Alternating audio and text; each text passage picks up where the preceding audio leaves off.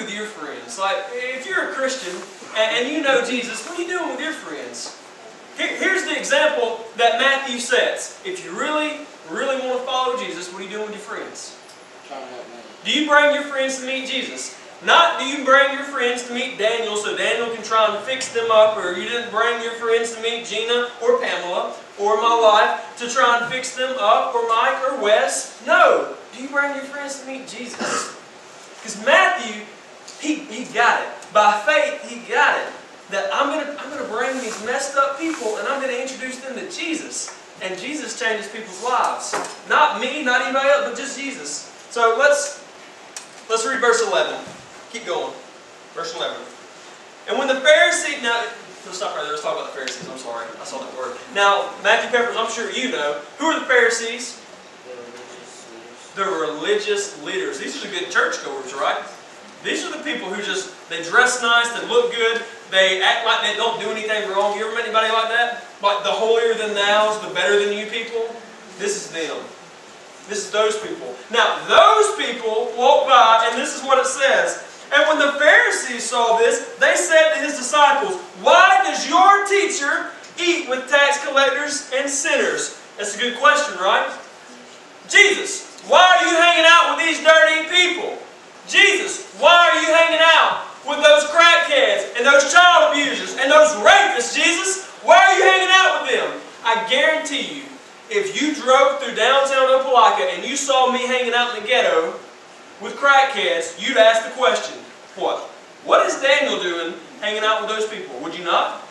You'd ask those questions. And you want to know. You'd go on Facebook and say, well, my youth pastor's a drug addict. And then I lose my job. Thanks, guys. So that's what they do. They walk by and they say, Jesus, what in the world are you doing with these dirty, nasty people? Do you know what you're going to catch? Jesus, those people are bad. Jesus, why are you hanging out with those people? Here's what they fail to realize. They fail to realize what? Same thing we've been stating all along. Jesus is the friend of who? Sinners. Do you want to know how Jesus is willing to be your friend? If you're willing to admit, I'm messed up and I got problems. I'm kind of bad. I got a lot of things going on in my life. Can you help me? From this passage we gather that Jesus is far closer to those people. Jesus is far closer to the people who would admit, I'm screwed up, I got a lot of problems. Jesus is very close to you. And you're on the verge of a breakthrough if you're willing to admit, I've got some problems and I need help. Now, if you're that person who would say, Jesus, what are you doing with all the messed up people? Jesus, come back over here with a good crowd. You're far away. You've got some stuff going on, and you need to get to the point where you can admit, Jesus, I have problems. I have problems. If you've ever got to hear me preach on Sundays, you know the thing that I always like to talk about is how much I hate religious people, because they just get on my nerves. And as somebody who didn't grow up in church a lot, and then I got saved and started going to church, there's all these extra rules they started trying to pile on me, like, Daniel, you need to shave. Daniel, hey, sir, hey, that is not appropriate. You don't need to wear that t-shirt. You need to dress up and wear a tie. Daniel. And it's just all this extra stuff. And I just hate it. I couldn't take it. I almost broke. I almost said, I'm not doing church anymore. I can't do it. Jesus, I love you, but I can't handle these freaking people. I'm going to stab somebody. Yeah. And I just couldn't take it. And I hate religious people so much. And from reading stuff like this, like all I've been reading the past month, is stuff where Jesus points out religious sins. And slowly I started to realize I'm the one he's talking to. I'm the thing that I hate the most. Because I want to think I'm better than somebody. And I want to think that you've got to do all this and this and this and this to make Jesus like you. But Jesus says, no. I'm far closer to you than you could ever imagine if you're just willing to admit I've got problems and I need your help. And Jesus can love you through that pain and through that hurt. You can just admit that to yourself and be willing to say that. Now, the reason why these Pharisees don't understand how Jesus could sit with them is because they don't understand grace. They don't understand love. They just don't get it. They can't grasp the idea of grace. Now, if I ask a lot of you, if a child molester, take somebody who raped a child, and I ask you that, and I said, is that person going to heaven? Most of you are going to say no. There's no way that guy's going to heaven. But what if that guy places his faith in Christ and you repent? Still, some of you are going to say, I don't think he deserves to go. You don't understand grace. You don't understand grace. The fact that God can and wants to forgive you of absolutely anything you have ever done in your life, and the slate is clean and fresh, just like you never did anything. Some of you just can't grasp that because you don't understand grace. These guys couldn't get it, so they started making fun of Jesus. Jesus, what are you doing? What are you doing, Jesus? Why are you hanging out with them? Let's keep going to verse 12.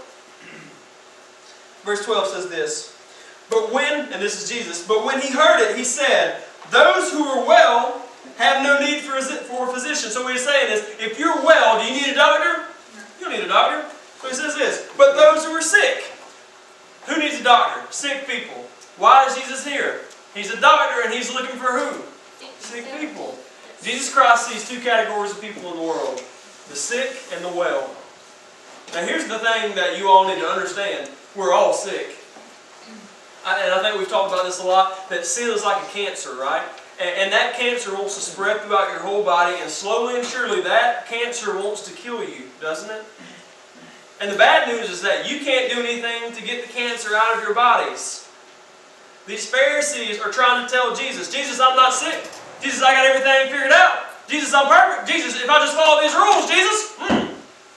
Jesus. If I just do all this stuff, Jesus. I ain't sick, Jesus. Now, here's the problem. They know they're sick. They know they got problems. They're trying to cover them. And it's just not going anywhere. So let's keep going, verse 13. This is like the ultimate slap in the face. Verse 13. Now, think about this. Jesus is talking to the Pharisees who are like the teachers. Imagine the teachers in your high school. Okay, imagine your math teacher. And then we'll talk about this. Verse 13 says this. Jesus says this, go and learn what this means. I desire mercy and not sacrifice. For I came not to call the righteous, but sinners.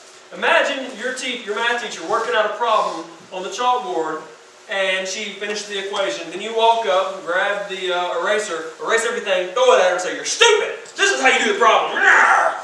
And you rework the problem. Is that kind of rude? Like, you don't be like, what are you doing, idiot? Like, that is so mean. Jesus does something kind of like that, except it was awesome. He looks at the people. These people are the ones who taught the Bible every day. Every day. This is their job, was to teach the Bible. And he looks at them in the face and says, you don't know what you're talking about. You need to go learn what this means. For him to say, go learn what this means to a group of people who thought they knew what this means, that's kind of crazy, right? Jesus Christ looks at them and says, you don't have a clue. You don't even get it. You're ignorant. You can't grasp what's going on here. You don't get it. And he says what? I'm here not for the well. I'm not here for righteous people. I'm here for who? I'm here for the sinners. So, here's the question. This is the problem that the Pharisees had. They had the problem understanding, how could Jesus Christ sit down at a table with a group of sinners?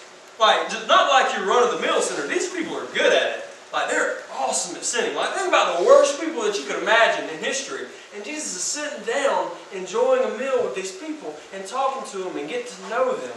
And when that passage says, I desire mercy. You know what mercy means? It's like having compassion on somebody, being tender with somebody.